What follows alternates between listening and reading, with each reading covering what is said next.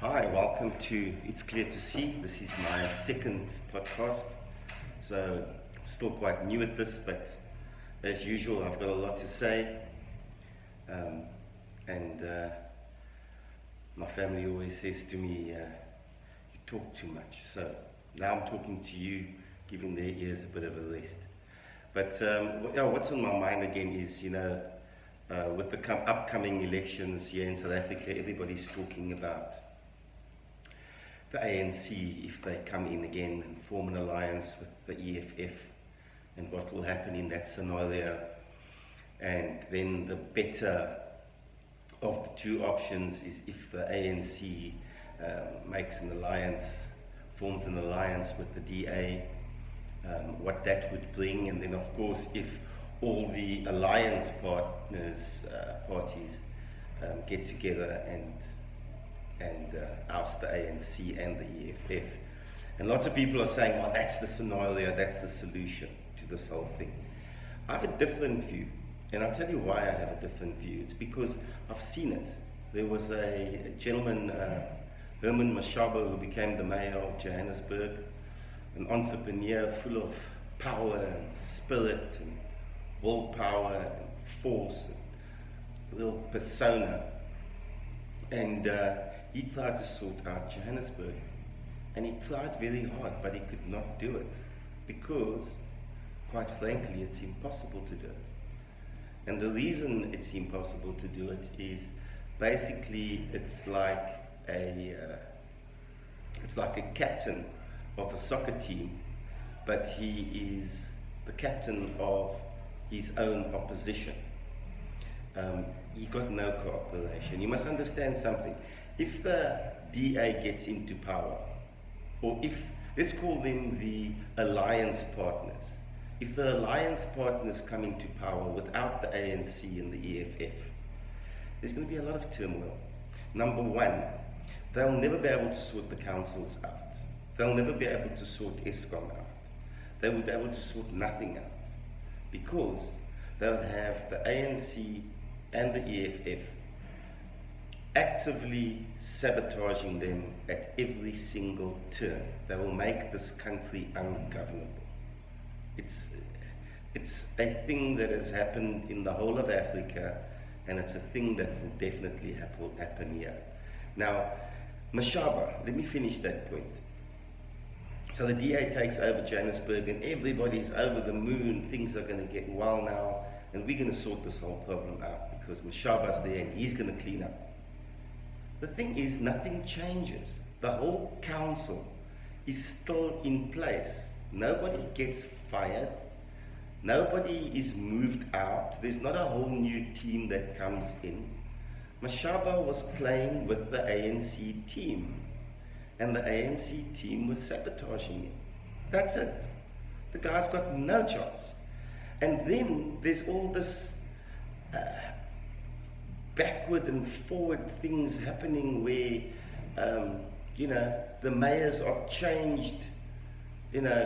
Overnight there will be a motion of no confidence and they'll vote him out, and then someone else will come into power for a few months and they'll vote that one out and the next one. And it just destabilizes the whole thing. So, no, we will not be able to sort the country out without the cooperation of the ANC and the people of South Africa, basically, because, like I said, they will become terrorists. They will actively bring about the destruction and the downfall of South Africa. We've just seen a small situation now where whenever Jacob Zuma goes to prison or is threatened with going into prison, we see massive destabilization in the country. We all know what happened in July 2021. I mean, that was a total disaster. That was also coincidentally the time that Zuma was going to go to prison. And now again there's an anniversary of that date and the burning of trucks and all of this type of thing. So unfortunately we've got a country that does not have a defense, does not have an intelligence, does not have a strong police force. In fact, we have to rely on our own security. I mean, all the government structures have fallen down, basically. So we have to come up with something new in South Africa, and my opinion here is we came up with something brilliant when apartheid was ended in '94, and just a bit prior to that, where they were discussing a solution, and the solution was a government of national unity. Now, that to me is the only possible way that we could fix this country up. We need a completely non-racial, non-party aligned government of national unity, where we don't actually choose parties, but we choose people from different parties to represent the going forward of South Africa. So we don't have the ANC plus the DA or the EFF or ACDP, I think it is, yes, Freedom Front, etc. But we have people, and they could be out of those bodies, who come together and form a government of national unity, a non-politicized party working for the benefit and the projection of South Africa into a positive place, so that we can move forward and stop what is going on now. Because at the moment, we're caught between the devil and the deep blue sea. The only way that South Africa can stay buoyant, because we bankrupt, is for Ramaphosa to sell our soul to the globalists. And that's basically what's happening. He is selling our soul to the globalists. If you look at the amount of loans that we are taking, now come on guys, I mean, I'm in business. It's plain to see. You can't continue taking out loans and making losses, and taking out loans and making losses, and taking out loans and making losses. How are you going to pay those loans back? You can't pay those loans back. So that means that they are going to own us. So we are being sold out to the globalists, or you could call it the new colonialists, or whatever you want to call it. We're selling out again, and we'll be controlled by them. And this is all part of the global plan, is to get countries to cooperate with their own demise through things like what happened in COVID and the lockdowns and the climate change story, where we must close up power stations, and everything must be green, green, green, and it's totally impossible for us to do it without destroying ourselves. So they get us to cooperate with those agendas, which is obviously for our own destruction, then hand us out lots of loans, and then we owe them money which we can't pay back, and eventually they own our ports, they own our national key points, our highways, our farms, whatever it's going to be. And it's a form of colonialization, and this is what's actually happening. The other side is, of course, if we go to the extreme side of the EFF, well, then we'll just have a revolution here, and all the money will migrate out of South Africa. And I can't see that option happening, because globalism is far too powerful. I can't see that the local politics will win the day. It's going to be the globalists which will win the day. But we need a new leadership, because this leadership is bought out. Whether it be Ramaphosa, the DA, the EFF, they all have their masters. They have their puppet masters, and they have good things happening in America at the moment. We can see the emergence of Robert Kennedy, RFK. I think he's a man of integrity. He's smart. He's probably the smartest Democrat that's emerged in the last 20 years.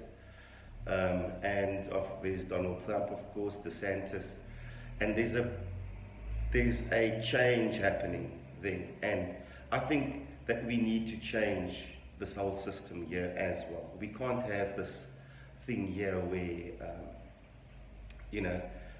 floor crossing happens. You vote someone in, and then they sell your seats out to someone else, or go into a coalition without your permission. I mean, where's the democracy in that? There's no democracy in that. So that system has to change.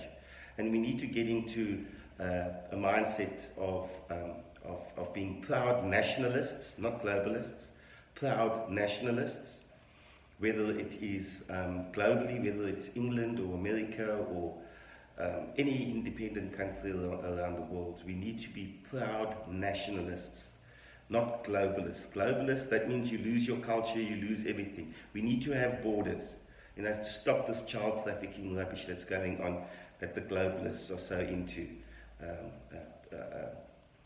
promoting.